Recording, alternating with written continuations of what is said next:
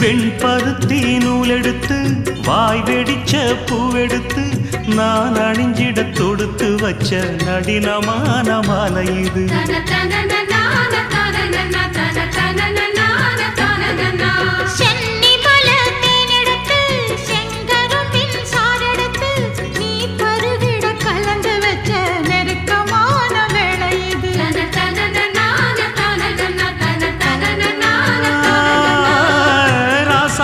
உடம்பிருக்கும் ரவிக்க துணி நானாக அன்னாடம் சூடி கொள்ள ஆசை வச்சாகாதா.